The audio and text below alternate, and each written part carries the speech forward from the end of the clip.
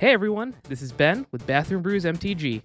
Welcome to another installment of Shower Thoughts, the budget commander series where I prove magic isn't pay to win. In this week's video, I'm going to talk about 10 commanders that can both be powerful and inexpensive. They aren't listed in any particular order, and if you'd like to see completed decks for any of the commanders mentioned, let me know in the comment section below and I'll see what I can do. Without further ado, let's get into it. First up is Muldrotha the Gravetide. It's no surprise that Muldrotha quickly became one of, if not the most played Sultai commander on her release. Self-mill has been a reoccurring draft archetype for years, giving us great budget staples for the deck. Firstly, you have some Pioneer staples, such as Stater Wayfinder or Grizzly Salvage, to Pauper All-Star Muldrifter. Additionally, one of the things that makes Muldrotha great is the diversity of win conditions you can include. If you want to combo win, then you can get infinite mana with Displacer Kitten and Lotus Petal, or you can grind out value by recasting cards like Draw Skellbomb to draw cards over and over again. Personally, my favorite way to win is looping Grey Merchant of Asphodel. Number 2 is Animar Soul of Elements. Animar has been one of the highest played Temur commanders for over a decade. Introduced in the first Commander Precons back in 2011, it has been a mainstay in the format ever since. There are plenty of powerful combos you can do with this commander with like Food Chain or Palinchron, but one of the best budget options I found with this commander is a Temur Artifact creature build.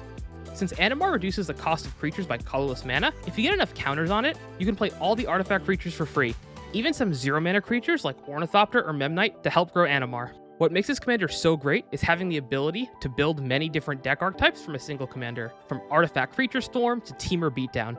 The options are limitless, and I'd highly recommend this commander for new players. Number 3 is Yuriko the Tiger's Shadow. One of, if not the most important element of a powerful budget commander deck is the commander. Some commanders might be great if you can generate infinite mana or combo it with an expensive card, like Prosh and Food Chain. But Yuriko just wants cheap creatures and high mana value spells. No need for fancy combos or reserve list cards here. Some of the best creatures in this deck tend to be Draft Chaff. We're talking about Changeling Outcast, Prosperous Thief, and Fairy Seer. These cheap, hard-to-block creatures allow us to use Yuriko's ability to dish out 30 plus damage in one attack sometimes. Even the most expensive mana value spells aren't pricey dollar-wise. We have Treasure Cruise, Dig Through Time, and Commit to Memory, just to name a few. I don't know many 2-mana commanders that can deal 33 damage on turn 2 as consistently.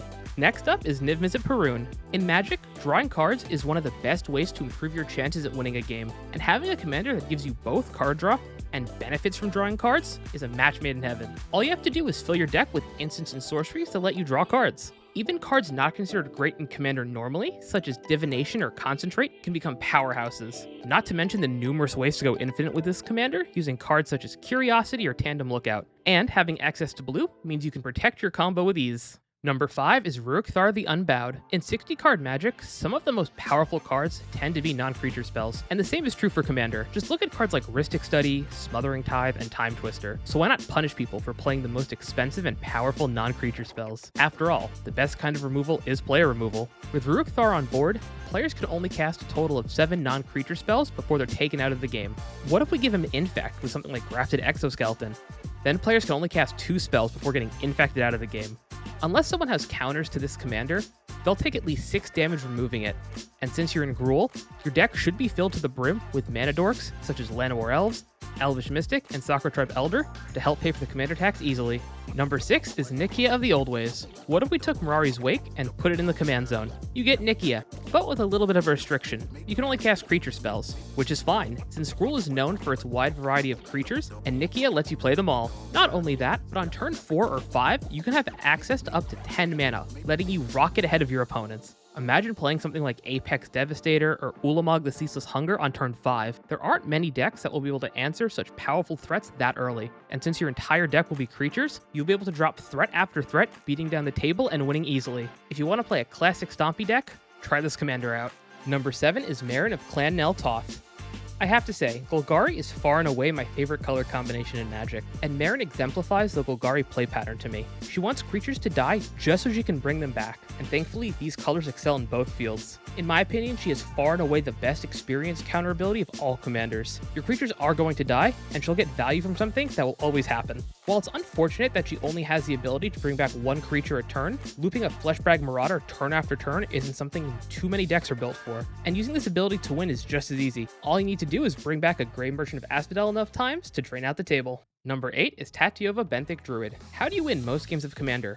You generally use more resources than your opponent. How do we get more resources? We draw cards and we play lands. So it shouldn't be a surprise that a commander that gives you card advantage from ramping is on this list. Every land you top deck has the chance to become something to help you win the game, and if you draw another land, you probably have a way to play it and draw a card again anyways. Tatyova is arguably the strongest uncommon commander in all of Magic, and if you need a budget deck that can crush the competition, give her a try. We've had so many reprints of Cultivate, Kodama's Reach, Nature Lores, Harrow, and so on, that you could probably build a $50 deck and outpace some $400+ decks. Number 9 is Krenko Mob Boss. Goblins are one of my favorite tribes in all of Magic, next to Merfolk and Elves. See, goblins want to come into play, exist for a brief period of time, and then throw themselves into the enemy. Literally throw themselves. Krenko benefits from you playing any of the cheap goblins in the game. Besides, they're probably going to be sacrificed to Skirk Prospector or Goblin Bombardment anyways. I have first-hand experience with budget goblins, and the deck can be an absolute menace thanks to its speed. There are a few things better in Magic the Gathering than throwing an army of 1/1 goblins at someone's face to win.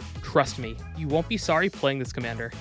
And last but not least is Crick, Son of Yawgmoth. Phyrexian mana is a broken mechanic because it allows you to cheat on mana. So why not play a commander that turns all of your black mana pips into black Phyrexian mana? Oh, and since black is so great at gaining life, it doesn't even matter that you're now paying 2 life per black mana. Suddenly, the 4 mana value tutors, such as Diabolic Tutor or Mastermind's Acquisition, are nearly as powerful as Demonic Tutor. Even the cheapest Crick deck can run away with victories against some very well-tuned decks. If you're looking for the quintessential black commander to crush your enemies with, then look no further. And with that, thanks for watching. Don't forget to check out the accompanying article over at the Commander's Herald. I'll have a link to that in the video description below. As always, a special shout out to my patrons, shown on screen here. If you'd like to join them in supporting the channel, my Patreon is linked in the video description below. Special thanks to my friend Garrick Morgan for creating my intro music. You can find all of their socials down below as well. This has been Ben with Bathroom Brews MTG, and remember, always wash your hands.